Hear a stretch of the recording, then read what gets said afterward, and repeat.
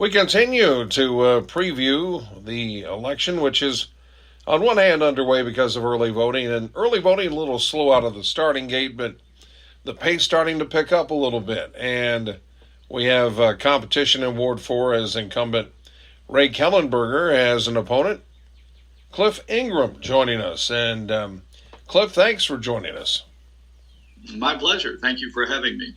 Well, before we went on, we were talking about the part of there's not the classic campaign trail when you run for city council. There isn't a series of debates.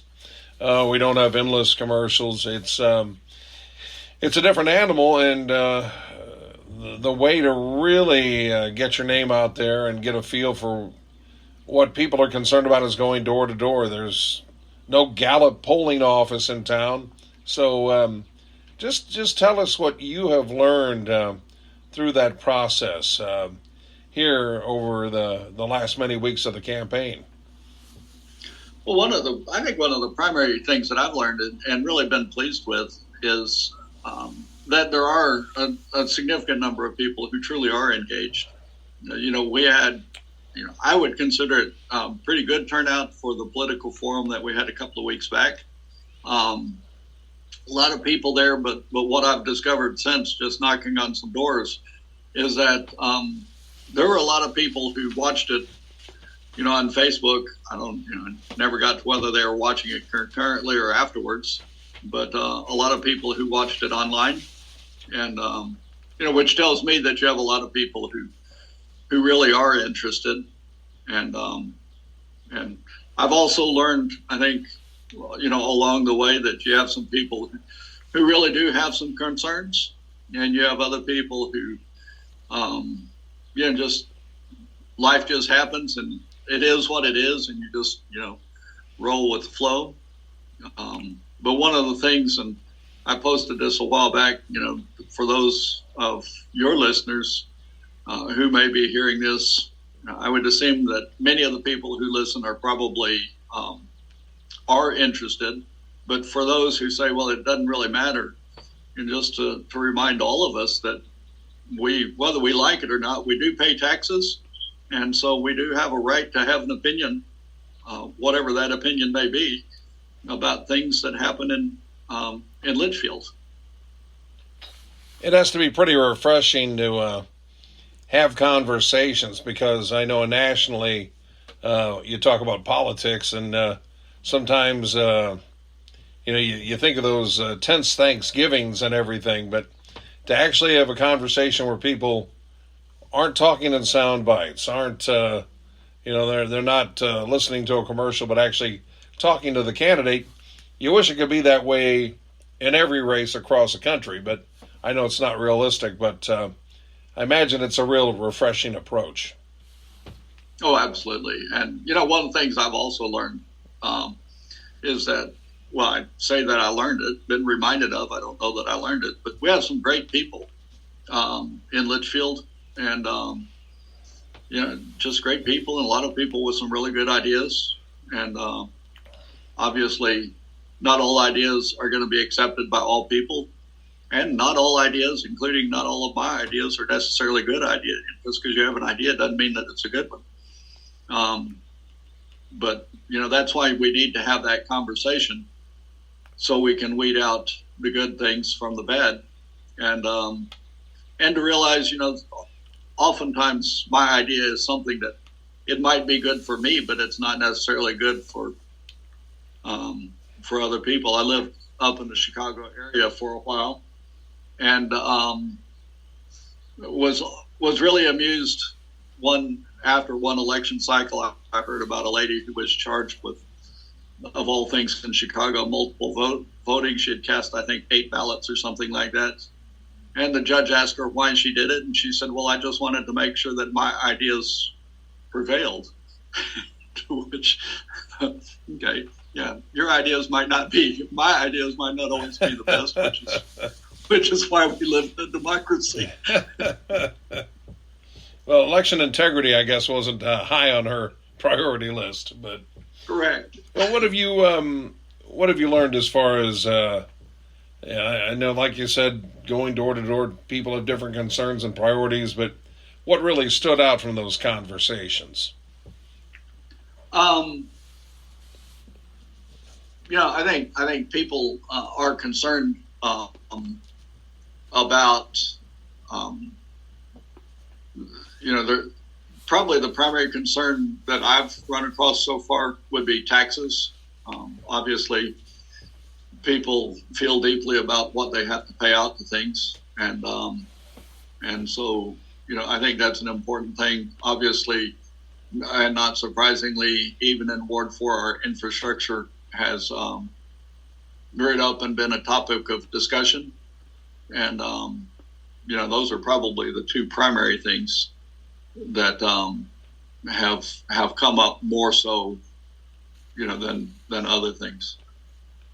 So you have lived an interesting life. I envy the frequent flyer miles you've probably racked up. Just tell us about your experiences around the world and how that could help you if elected in Ward 4. Well, my dad was in the oil business, so I grew up born in South Texas, grew up literally around the world. Came back to the United States for university, and shortly thereafter went back overseas as a missionary. So very, very familiar with various cultures. By the way, I didn't rack up many air miles because we always flew the cheapest way, which was always a different airline every time you bought. But lowest competitive bidder. That's right, exactly, which has wonderful perks. But I think well, my wife actually was born and raised here in Litchfield. So when we went overseas as missionaries, this Litchfield actually became my hometown simply because we had to have a U.S. address. So I lived in Litchfield for about 20 years without ever living in Litchfield. But certainly have deep connections here. I think one of the biggest perspectives that I have is that this is a town that I chose to live in because Litchfield largely revolves around the family unit, which I also value. And it's why we moved back to Litchfield. It's because of, we moved back to take care of aging parents. And, that I think that's what really holds the community together is the family unit. And not just the family unit, but also the larger community that becomes a family. Everybody knows everybody. So you certainly have seen the positives of Litchfield. And what do you think can be improved, or what are the concerns you've seen in a combination of your own eyes and those door-to-door discussions? Well, I think one of the biggest things, and I hear this frequently when I'm in various places, is just a lot of the negativity that there is in town, and I think that is overcome by having something that we can truly be proud of. And so, one of the things that I really would like to be focusing on, and I've heard it from a lot of people as well, is just, as I normally hear it, let's do something with the downtown area. There are just huge issues with the downtown, but if we want to have community, and this is also true with the studies that I've done, people have to have a place to identify with, and 9 times out of 10 or higher, that place is a downtown area, especially in small town USA. The downtown becomes a symbol of your town, and so I think we need to have that place. I hear frequently, let's do this or that, bring back party in the park and all that. Familiar with some of the issues why it stopped, but I think what it does say is we do need to have a downtown that we can be proud of and that we can have events in for people to rally around. Well, I know downtown will be a part of that conversation, but what else do you see as the needs of Litchfield when it comes to economic development, and what would be your priorities? In terms of economic development, I think, you know, we talk a lot about big business. I think we need, small business as well. And I'm not sure. I think not that we rely too heavily on the big business, but I think we lose track often of the small mom and pop stores, and they're the ones that carry just so many of the events. And I think this is true of so many of our businesses in downtown. Well, not just in downtown, but in Litchfield in general. Is so frequently it's your smaller businesses, business owners that are part of our community that not only provide part of the economic growth, but also provide the sense of community.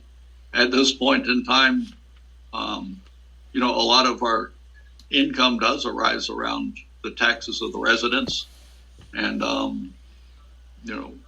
one of the challenges of bringing big business into town is that not all of those people actually come and stay here. They don't live here. So they do contribute in terms of, the business tax. And, but they don't, if they don't live here, that means they're probably not doing a lot of their shopping here either. And so we certainly need to, if we bring in business from out of town, we need to make sure that we have a means for those people to live and to settle in Litchfield. Well, your fiscal philosophy, I know there are some tough questions that will have to be answered in the future when you talk about infrastructure and what have you. I know we've had the debate, sales tax, TIF, and everything else. Just any thoughts in that arena?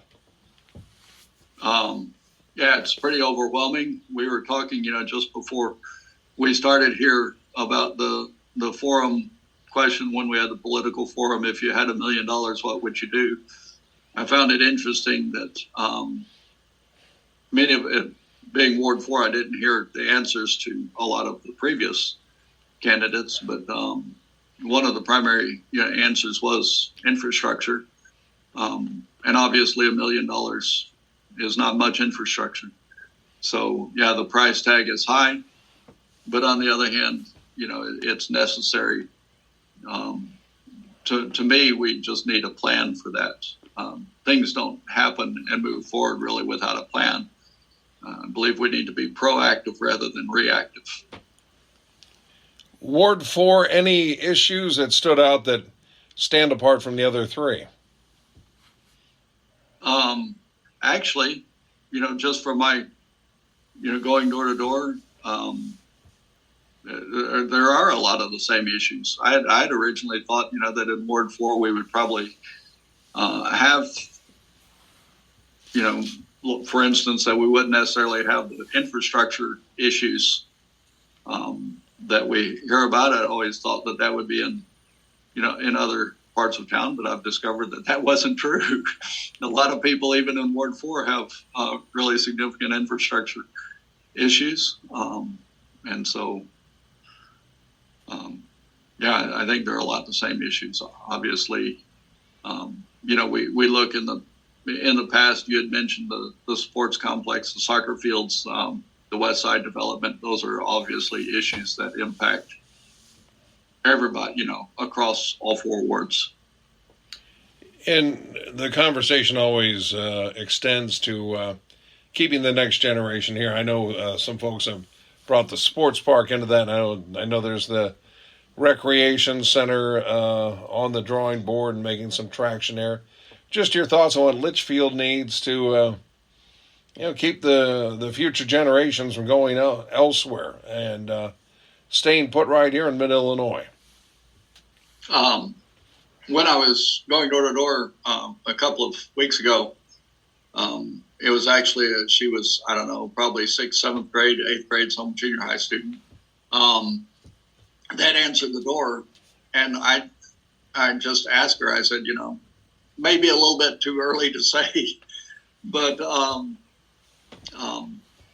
you planning on staying in Litchfield and when you graduate? And she was very honest. She said no, which look from the look on her mother's face seemed kind of surprising to her mother. And I said, okay, as a seventh grader, what would keep you here? Or, why not? And I was really surprised. She said, because there's little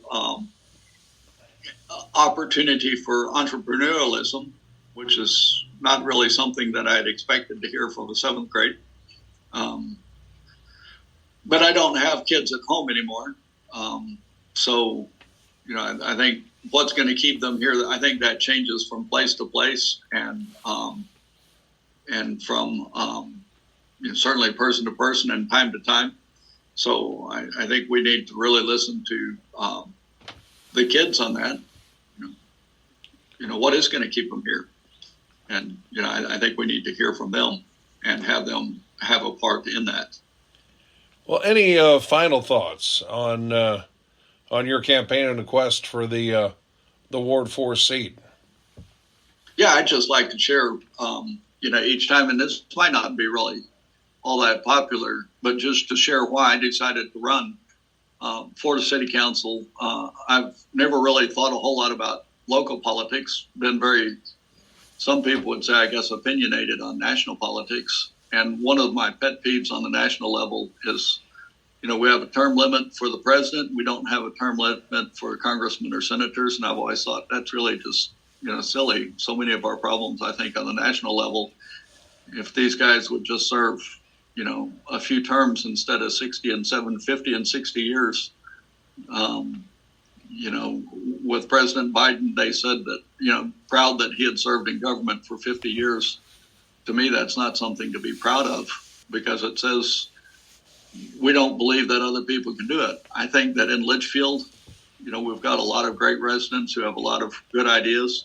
So I think we need to share this load around and let more residents participate in leadership, develop them towards that. And so I think we need to put in some term limits here as well.